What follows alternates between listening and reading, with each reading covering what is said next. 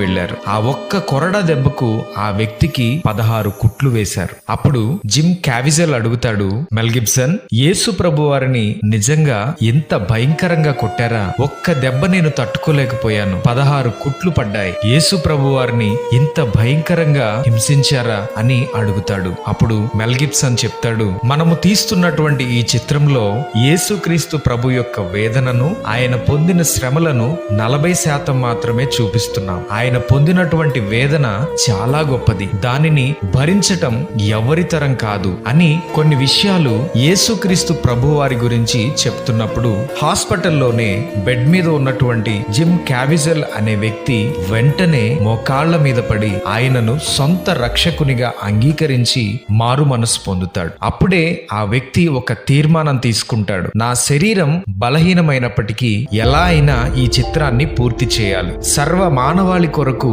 అందరికీ పరలోక రాజ్యాన్ని ఇవ్వటం కొరకు ఆయన పొందిన వేదనలు, శ్రమలు కళ్లకు కట్టినట్లుగా చూపించాలి అనే ఉద్దేశముతో ఆ వ్యక్తి మరలా ఆ చిత్రంలో ఆ పాత్రను పోషించటానికి సిద్ధపడతాడు. సిలువ మోస్తున్నప్పుడు అతని భుజము చెదిరినప్పటికీ, భయంకరమైనటువంటి జ్వరము ఉన్నప్పటికీ ఆ వ్యక్తి ఆ చిత్రాన్ని పూర్తి చేస్తాడు. ఆ చిత్రాన్ని చూసి కొన్ని లక్షల మంది ప్రభువును తమ సొంత రక్షకునిగా అంగీకరించారు.